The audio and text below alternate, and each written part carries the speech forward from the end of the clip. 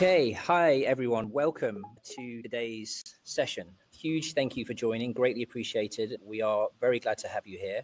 My name is Mark. It's not actually Sarah, as you can see on the screen. We are, as always in tech, having a few technical difficulties, but I'm Mark and I'm part of Hot Alchemy. This is the Future Table, which is effectively a curated symposium series for leaders, founders, and operators who are going to be shaping the future. And as I said, it's fantastic to have you with us today.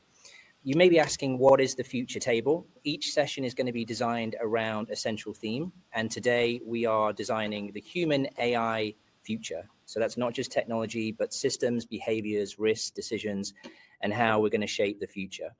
And we're joined by three remarkable thinkers, three remarkable speakers who you can see in our screen, who are absolutely living the future in various different ways. So let me take a moment to introduce them. Our first guest brings 3 decades of experience at the sharpest edge of crisis leadership. From the London Stock Exchange to Microsoft, she's advised governments, secured global enterprises, and helped boards make sense of risk in an age of accelerated disruption. She's also the author of 2 brilliant books, including Understanding the Cyber Attacker Mindset and a trusted voice in some of the world's most complex decision-making rooms. Please welcome Sarah Armstrong-Smith, founder of Secure Horizons. Next joining me is someone who's not just talked about AI transformation, but he's done it from the inside out as one of the first chief AI officers in a FTSE 100 company. He's led the boardroom, built strategy at scale, and now co-leads Amplify and Impact, who are helping organizations embed AI in ways that actually work. So I'd like to welcome you to Mark Breslin. Mark, thank you for joining us. And finally, I'd like to introduce you to someone who's actually turned disruption into a springboard. So after returning from maternity, in a world that by that point had very much transformed by AI, she took it upon herself to self-train and teach herself all the complexities of AI itself. And she, as a result, have launched her own consultancy called Quantum Lane AI. And now she helps companies move from theory to traction. Her work is very practical, very grounded, and focused on making AI real. Please welcome Zelda Selfie. Thank you for joining us, Zelda. And finally, you may notice that throughout today's session, you'll also be seeing the live comments, live ideas, all captured in visually graphic Scribe. So as they unfold, you'll see these things start to take shape. That's the work of Gaz Roberts. He is the founder of the Thick Black Line Company, which is a world-class illustrator and live scribe organization. And they bring conversations to life in real time, working with organizations globally. So you'll see as we go along today, all of the fantastic stuff that is being talked about from our speaker will begin to take shape. And finally, bear with me, I just need to introduce Hot Alchemy, which is myself and my colleague Sarah Garton. We're a very small but mighty transformation design organization. Our focus is very simple. We design the conversations that help teams and organizations shape what's next in both their strategy and their transformation journey. And a big part of that is the Future Table. That's going to be part of our mission. We're trying to create a space that is designed to connect you with fellow leaders, fellow operators, dare I say, fellow misfits and makers. And it's all about gaining insight, but it's also about gaining proximity, hearing from the kinds of people, the kinds of organizations that's shaping next, that may be able to help you on your own journey. These may be collaborators, some may be even kind of future clients for you, future partners, or maybe just even a sounding board at the right time. So really, we're looking to bring people together to create a peer-to-peer network. Either way, this isn't a lecture. Hopefully you'll see it's a table worth sitting at. Each session is going to be slightly different. Today, we're keeping it super simple just because of time, and we're going to focus it on a conversation with our 3 speakers. We'll be following the Chatham House rules, which means you're absolutely free to share your insights and comments and questions, and I encourage you to put the questions into the chat function in Butter. It's relatively straightforward, but please don't attribute any kind of comment to individuals themselves. But like I say, you're absolutely welcome to drop questions in the chat. We will hopefully get a little bit of time towards the end to hear those.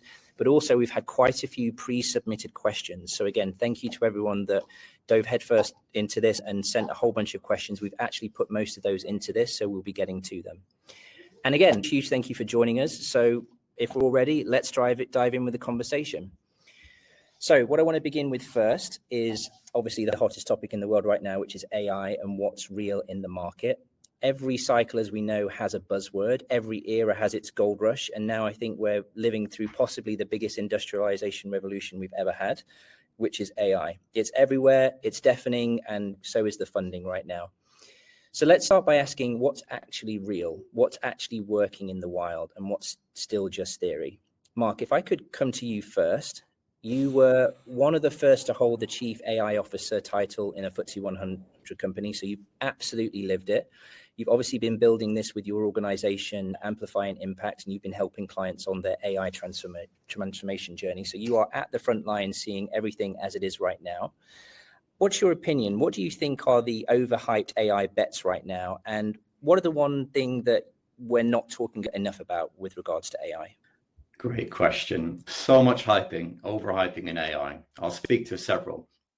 First is the idea of AGI is nearly here, AGI being artificial general intelligence.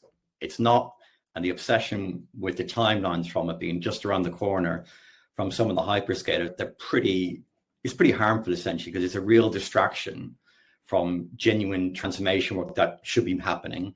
And it sends confusing messages to boardrooms, shareholders, leadership teams, because it makes it harder for them to decide where to invest.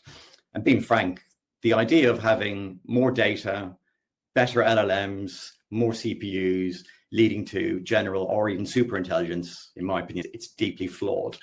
The world's really complicated, and they're not going to get to super intelligence by text-based solutions. It needs a different approach. Secondly, autonomous agentic AI at enterprise scale. Last year, I talked about the year of AI was all about chatbots, and a lot of those were basically bolted onto broken workflows. This year, it's all about agentic AI, but the marketing is getting ahead of the actual underlying technology. The demos are super impressive, but the idea of deploying truly autonomous agents in production where they're making consequential decisions without human oversight, it's just too early, essentially. The technology is not ready yet. The error rates will be dramatic. There'll be loads of flaws, there'll be loads of issues, hallucinations, unpredictability, etc. It'll need a lot more iterations before it gets there. But in saying that, assisted agentic workflows where humans remain in the loop at critical decision points, they are becoming more ubiquitous and more ready for prime time. I sit on the board of a company that does exactly that. Thirdly, then, there's a bit of a lazy notion around AI replacing entire departments. And I just see that as a little bit of a cost-cutting being dressed up in fancy language because it sounds better. But the real opportunity, which is most of the reason why we're having this conversation today, is around where do people fit in, essentially. And the real opportunity, it is augmentation, about freeing up humans from some of the drudgery work so they can focus on more judgment, creativity, value-adding activities, complemented and augmented, essentially, or co-intelligence, which I think will become a more common term in 2026. And then the last one, and this is a little bit of a bugbear, it's around pilotitis, where companies are just stuck in endless pilots, endless POCs, and they believe that there's lots of progress because there's loads of things happening. But the reality is it's pretty easy to get to pilot stage, and it's really hard to go from pilot stage to enterprise global scale. That's secure, adding value, etc.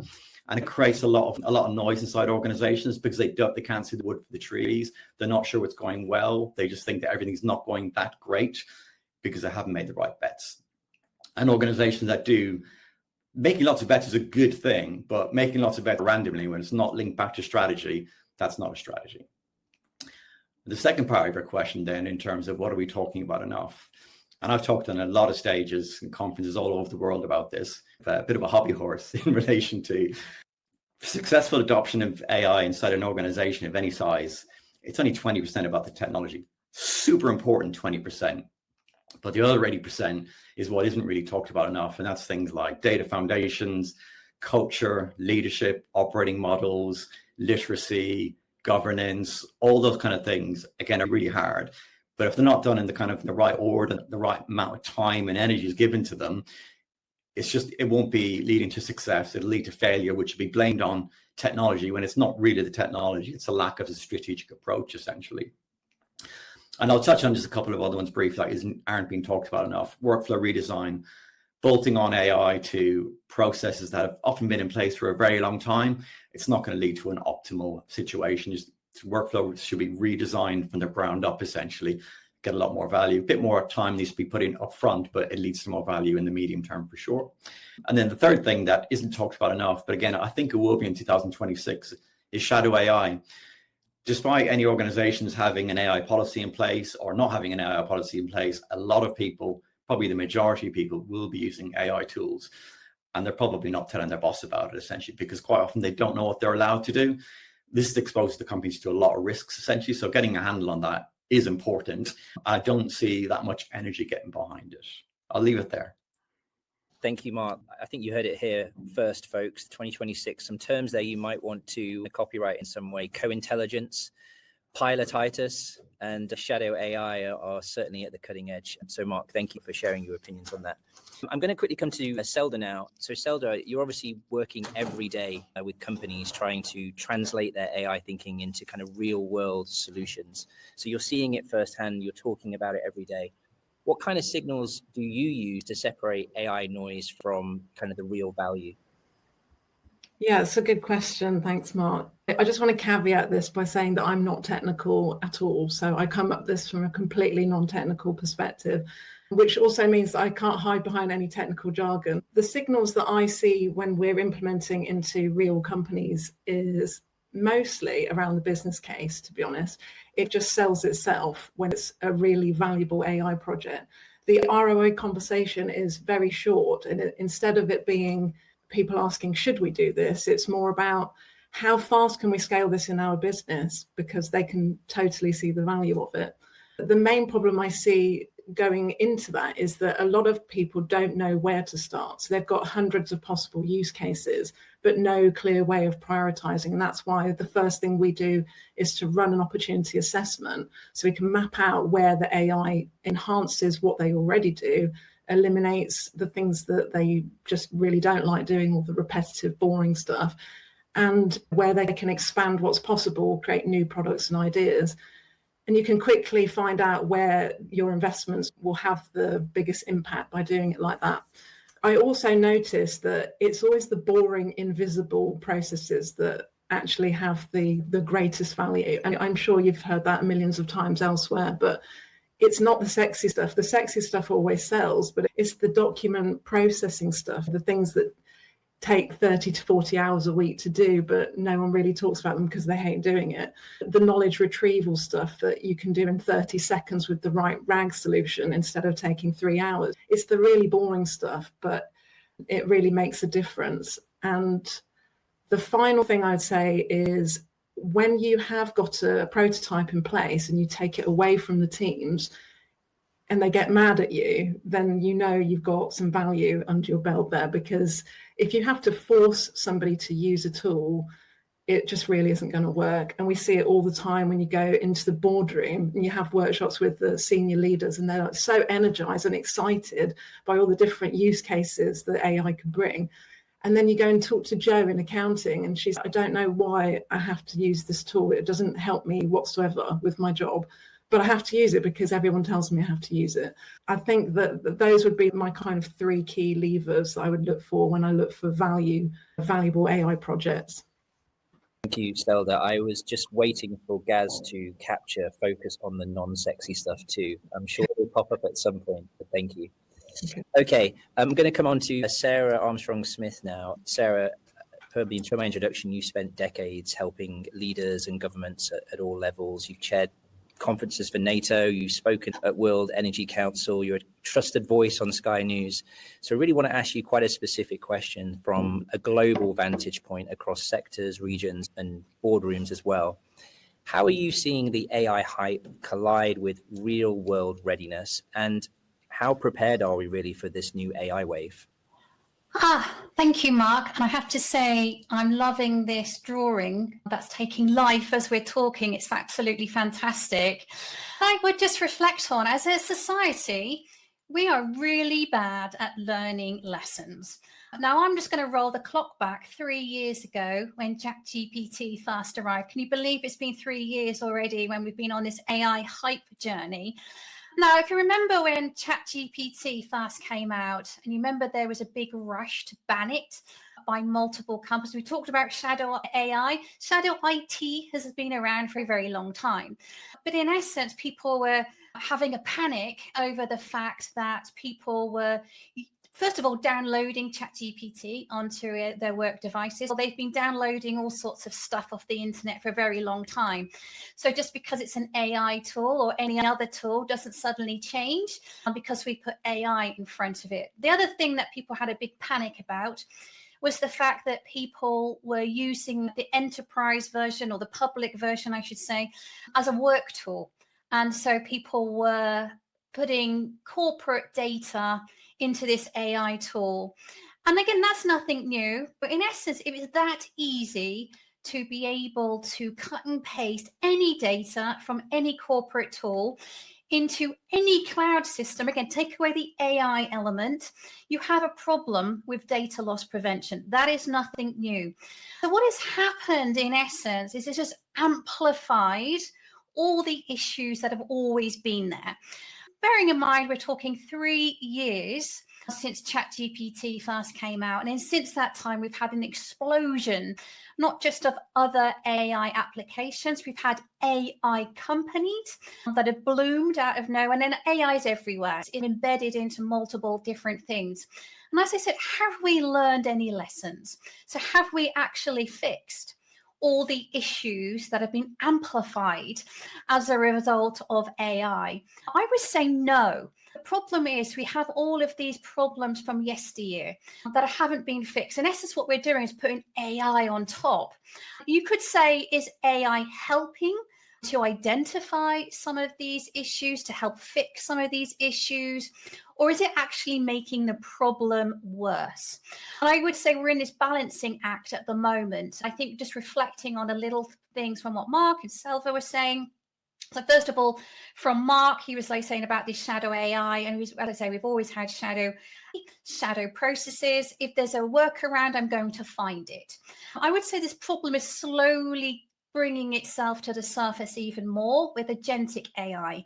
So in essence, this is almost removing the human out of the loop, introducing automatic decision making and automatic governance and automatic controls on all of these things. Ultimately, if we're not already that good at doing data governance and control and all of these things, what hope do we have for an AI agent doing it any better?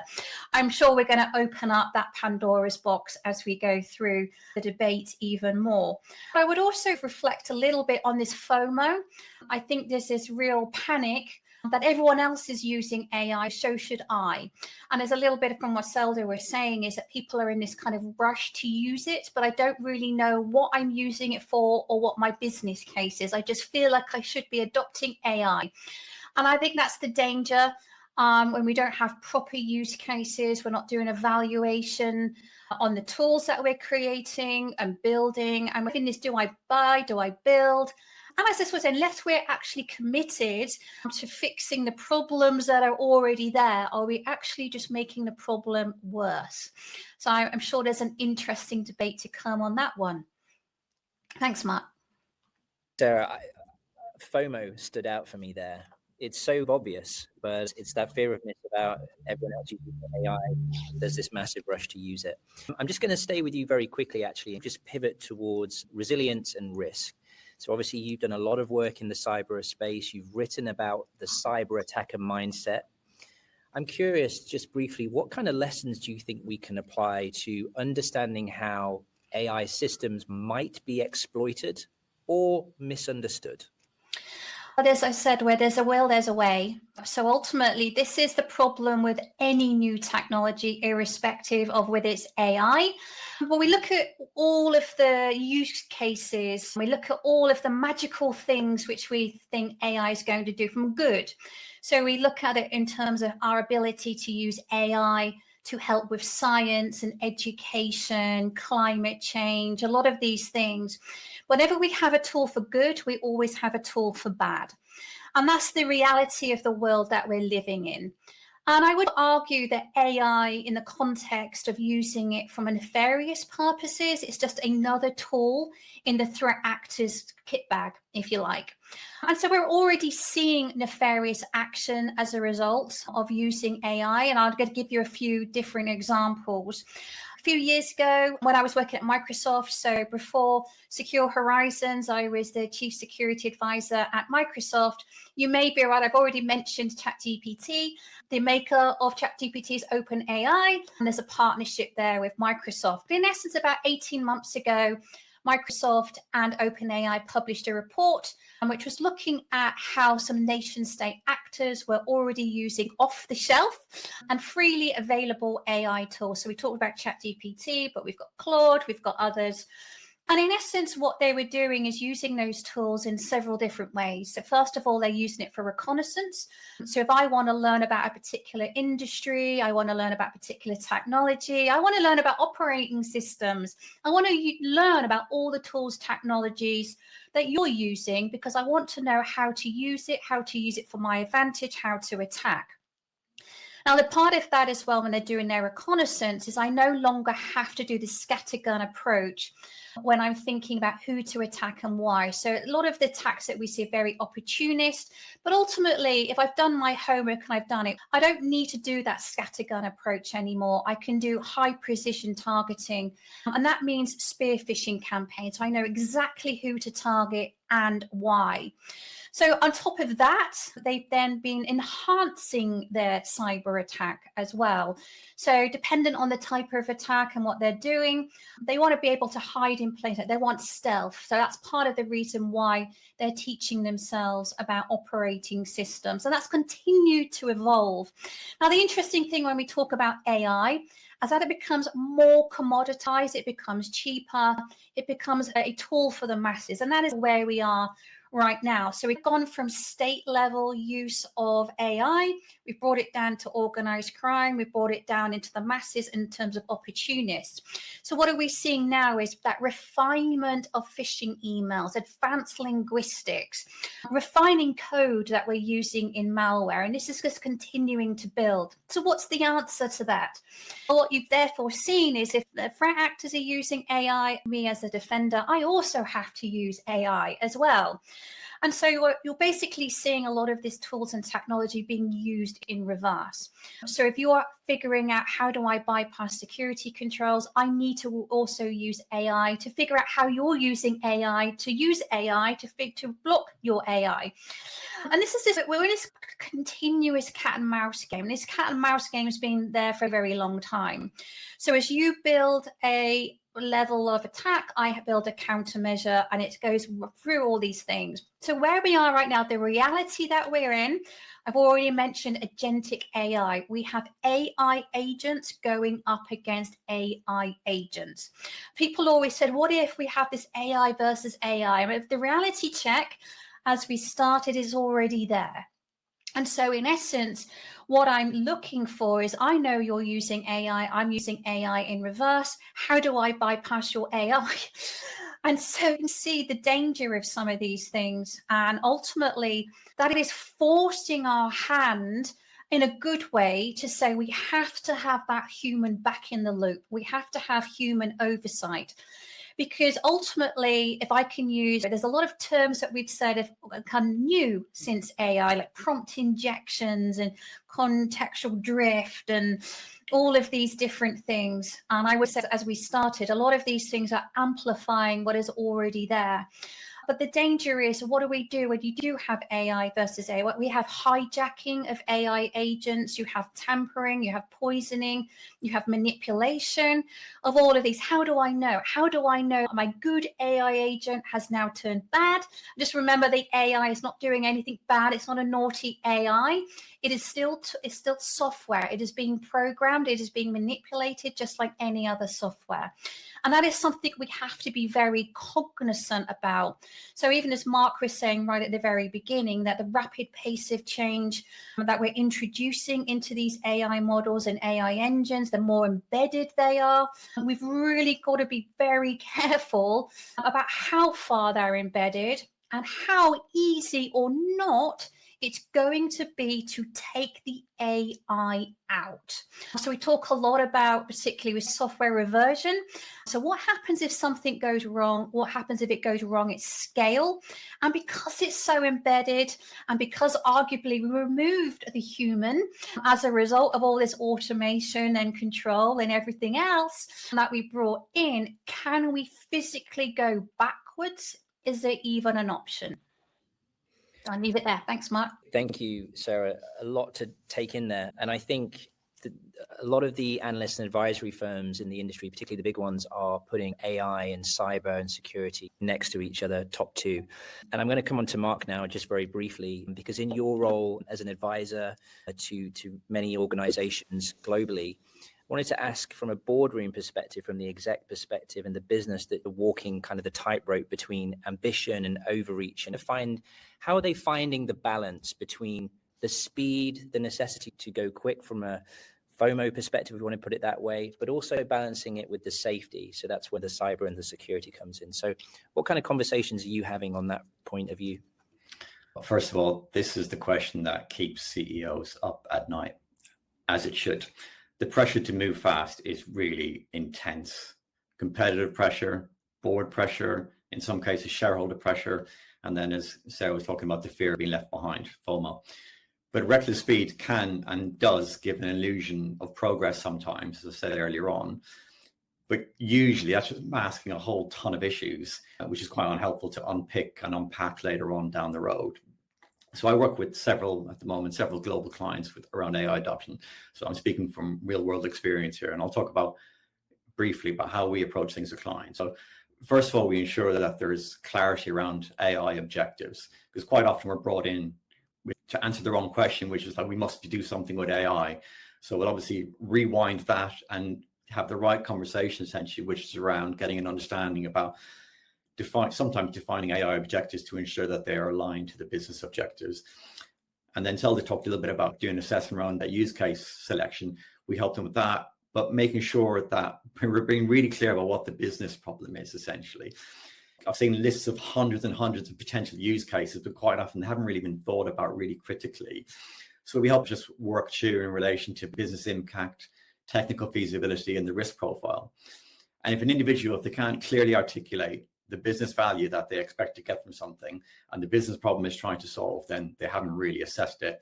And quite often they haven't assessed the risk as well. Now, risk can come in many different ways. And Sarah talked about a few of the points there in terms of reputation, brand damage, technical feasibility, IP risk. There's a whole bunch of different things. And quite often the technology isn't quite ready as well. And then areas such as I've avoided going into previously in a big company because the technology wasn't ready yet. And somewhere like legal, for example, it's got to be bulletproof. And the technology was not ready for bulletproof for legal, essentially. But we also help organizations to just think a little bit about the different lanes, thinking about some lanes around efficiency, better reports, better emails, getting rid of some reports. That's just efficiency. Lots of companies, they take a bit of a misstep in terms of they get really excited by efficiency because they believe it's going to lead to cost savings and dramatic changes, but it's a fool's errand. Generally, it's really hard to measure, even harder to achieve any meaningful cost savings that can be banked and put elsewhere. So it rarely makes a difference to operating profit, and it's just a distraction. So our advice is to be bold, think big, go for competitive advantage, frankly, follow the money, but be ready to make multiple bets. Cheap bets, but make multiple ones. Have loads of horses in the race, lots will fall. And that's generally leads to companies that are getting to a bit more of a mature outlook about how to adopt AI. We also naturally help clients around relation to the leadership teams that they need, the AI operating model that they need to have in place, the guardrails, AI literacy, and so on. You talked a little bit about the balance in relation to kind of safety and things like that, pace and safety. So you can do prototyping in a safe environment with synthetic anonymized data. And then as you scale up into pilots, essentially, you have real users, but having real clarity about the guardrails, the blast radius, human oversight, etc. But at that point, you're not really doing real industrialized enterprise grades production solutions, essentially, because you need to prove it's worth spending money on. But you've thought about these things, but how would we actually do that if we find that this is the right bet? And that's when you start layering on more governance And that's when you start thinking about the blast radius and the protections you need to put in place. And then in relation to that, going back to something I said with the first question, is like workflows, essentially. It's not just bolting on things, because there's a lot of marketing around tools. If you buy this tool, you'll drive more sales or improve your marketing, and quite often just bolt it on. But just taking it back to the start and not looking at the entire workflow and deciding just to throw it all away. It's just being really deliberate and thoughtful and being strategic about what's changing and how it's changing and where humans should be in the loop, etc.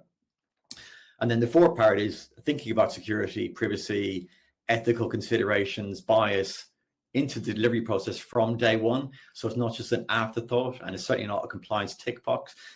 But just thinking about it doesn't mean you need to build all these things from day one. It's about being deliberate, deterministic, and careful and measured. And then you can also, touching on some of the things that Sarah was talking about, when it gets to the right point, you can start doing some threat modeling for AI systems, red teaming to find failure modes, building in kill switches, rollback capability, things like that. That's really preparing for this works, it's worth it, it's going to give us a payback, we should scale, and making sure you're putting the right protections in place. And then the last thing is around just not having speed for the sake of speed. So the things I talked about now, it might sound like actually all this sounds quite slow, but it'll actually just allow being deliberate and thoughtful allows you to pick up pace more quickly. By having the right governance frameworks, by having the right thought process, you're not just throwing things at the wall.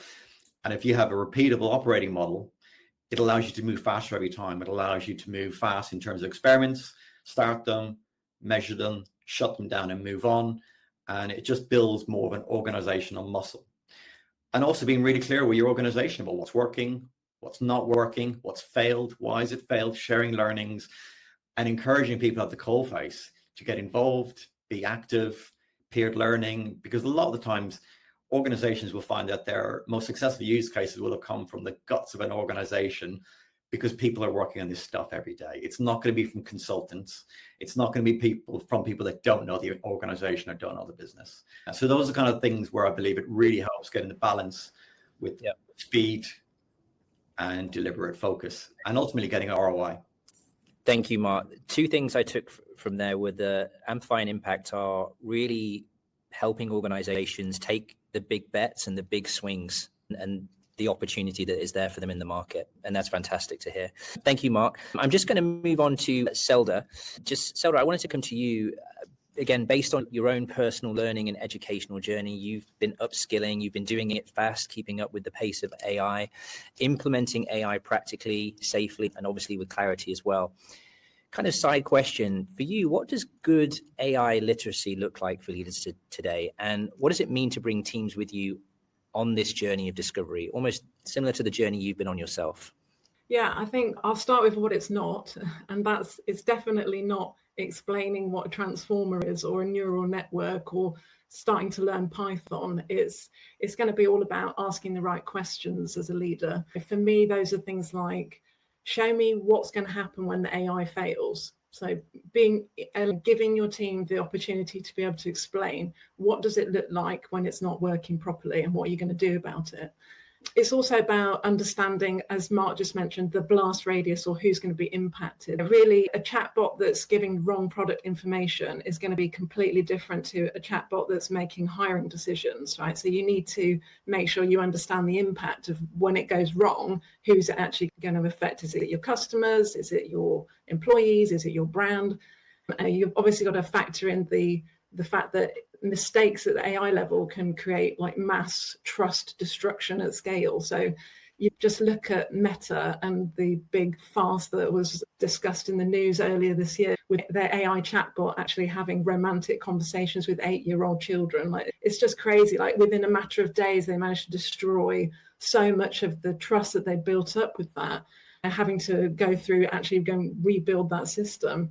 But the other thing I would think about is, the question I would ask is, can you explain the decision that the AI has made? So you don't necessarily have to explain it from a technical perspective. If it gives people the wrong answers, and how do you explain to an angry customer or a journalist or a regulator why the AI has made that decision?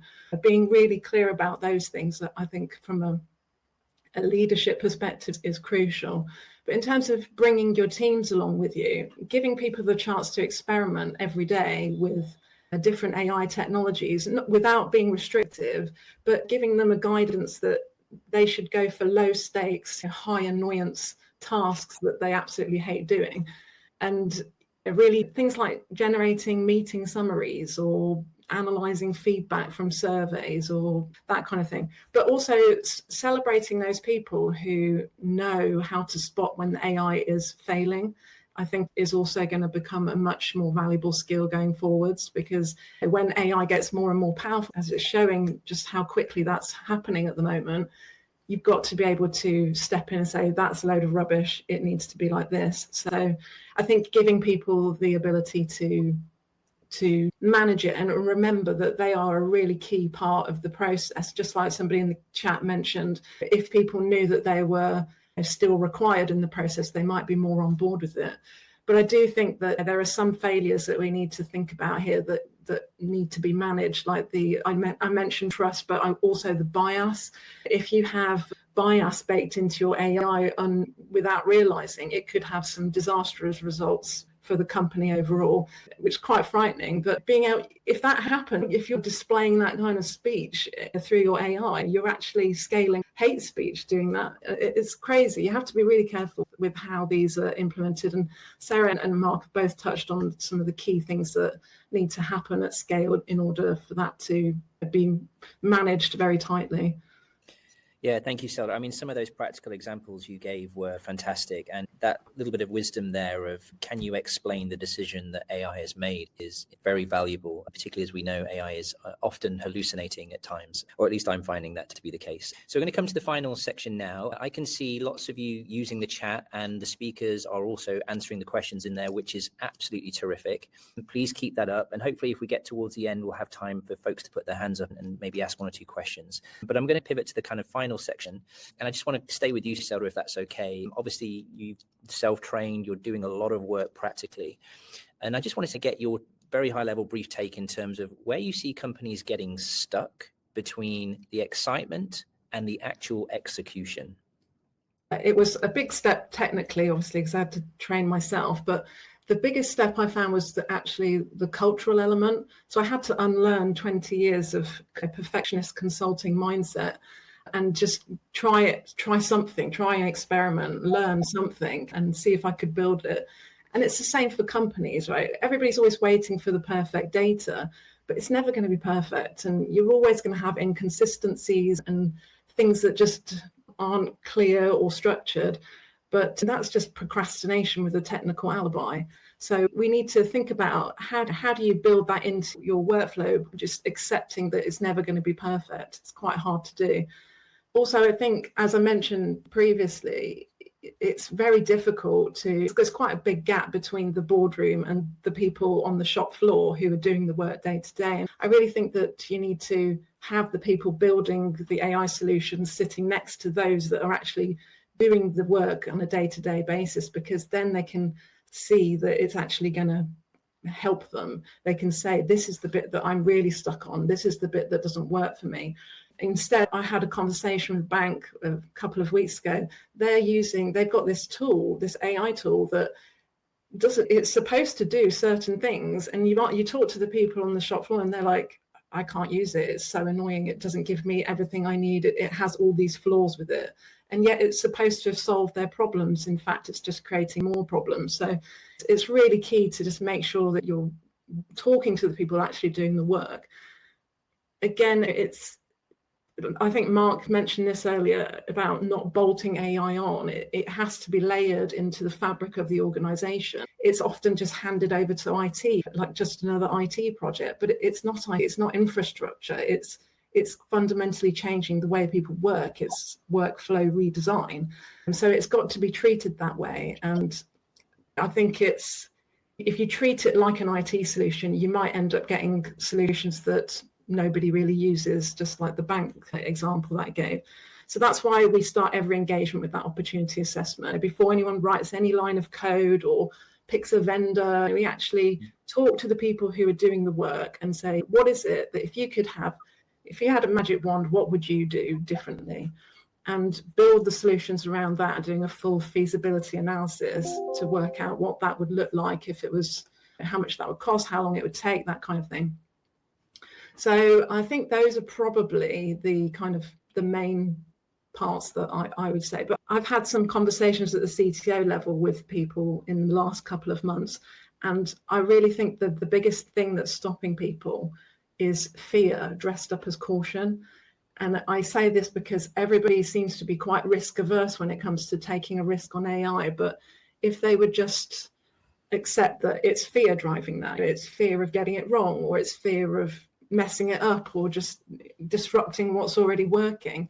I think it would really be helpful to see it for what it is. It's fear. We're all afraid of it. I see people who are either really afraid or overly optimistic, and there's not many people in between. But I'm probably waffling a bit too much. But no, I think, Selda, you've certainly given some fantastic sound bites. I noted procrastination with a technical ability and the fear dressed up as caution as well. I think the opportunity assessment tool that you guys use is a very clear, practical way of finding out what the opportunity is and trying to unearth it from a value perspective. Yeah, definitely. So I think that's fantastic. I'm going to come to, just because of time, and I just want to see if we've got a couple of kind of questions at the end. So I'm going to ask you guys to go to the kind of final reflections and takeaways. I'd like to, again, bring it back to something practical. We've covered a lot here. We've covered risk. We've covered opportunity. We've covered hype. We've covered momentum and reality as well. But as always, it comes down to, what do you do next? So I'm going to ask each of you, and Mark, I'll come to you first if that's okay. As a final takeaway, if every leader in the room could do one thing differently tomorrow to prepare for the AI era, what would you tell them? Is that to me, Mark? Yes, if that's okay. Sorry. No worries. I'm just going to add one tiny build onto Please do. what Selda said a moment ago. One of the red flags that we often see when we're first engaging with a client is when we hear that the AI project or program is being driven from the IT department. And that's when we like to arm wrestle that away and get it to a place where it's being driven as a business program from the right place. IT is certainly the place to play, but it shouldn't be driven from there. And it's, as I say, it's one of the first red flags.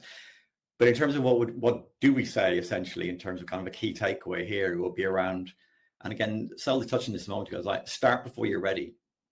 Because no organization is really ready. There's all sorts of problems and dramas and other things to focus on. And sometimes I see companies say, oh, we'll come back in 6 months. It's not a priority right now. And that should be a red flag for their shareholders when people think like that. And I don't mean start in terms of get a strategy consultant or write a deck or have a little thought piece about it. Pick a high value, medium risk use case and actually get on with it. Actually figure out what needs to be done and just make it happen. You'll learn a ton. You'll break some stuff, but going back to having really short, small blast radius, the consequences of damaging are, if you're doing it well, they're pretty low. Stakes are low, risks are low. It's an experiment.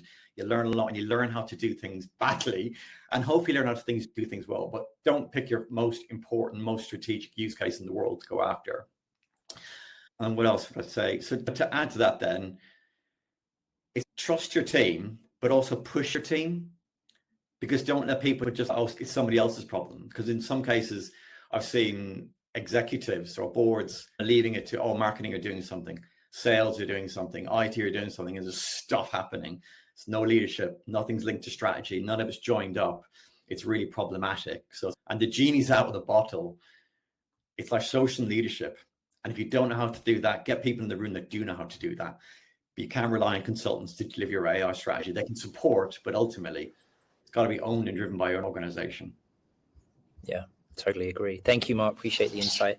Sarah, I'm just going to come to you if that's okay. Just would love to hear your kind of final takeaway for how the leaders at the future table here today can prepare for the AI era, and also particularly around how they can scale safely, especially with all the risks that you mentioned earlier.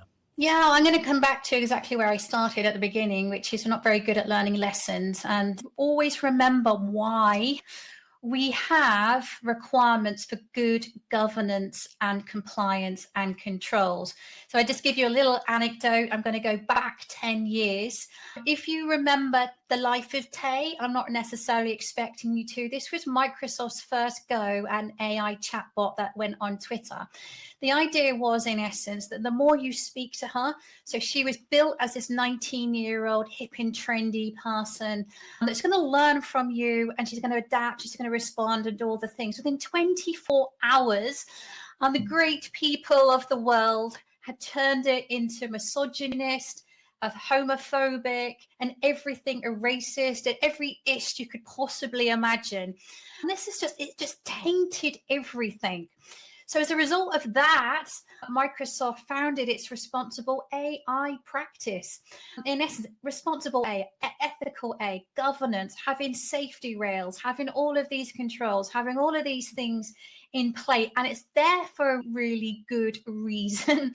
It's really concerning to me that we're now at this kind of juncture, almost 10 years later, where there's discussions around taking safety rails off and giving more control over to the AI. And I would just start from, remember where we come from, remember why we put all these things into play, and remember why having accountability, having transparency, having good processes for when things go wrong, having effective leadership around all of these things is really important.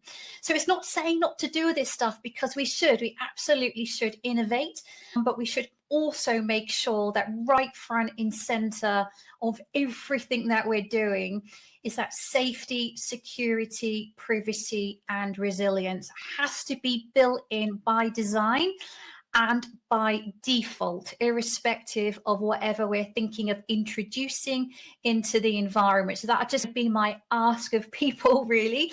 Make sure we learn our lessons and keep learning those lessons for the future as well.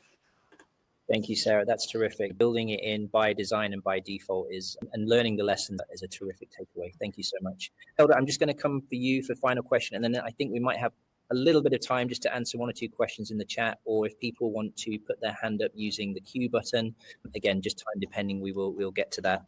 So Helder, same question to you. In the era of AI, what is your one takeaway for the group from a leadership perspective, and anything else you want to add? Okay, I would say give your team 30 minutes a day to experiment with AI tools, and not in a structured way, in a playful way. Just draft emails, use them to summarize documents, brainstorm ideas, whatever it is, but make sure you create a space to share what works and what doesn't work, because that is the fastest way that I know to build the organizational intuition around AI that you need, much faster than any training program will give you. And if you wanted to take it beyond experimentation, then make sure you get an opportunity assessment done so you can actually see where are the highest value places to use AI. And I'd much rather do that for 3 weeks and have a really clear roadmap than spend 3 months developing something that's not going to add any value and waste your budget. Yeah, I think the energy really that we need right now it's not about being qualified, it's just about being curious. And the AI era doesn't reward waiting anymore. So yeah, it rewards starting before you're ready. I love the soundbites, Zelda, coming from you are terrific today. I'm hoping Gaz is capturing all of them. Love that practical example, just simple as carving out 30 minutes a day just to experiment and try it. I'm sure will have a huge impact. Okay, so we're right on time. Thank you so much. There's one question in the chat which I am going to pose to the group. So hopefully you're all good to, one of you is good to jump in.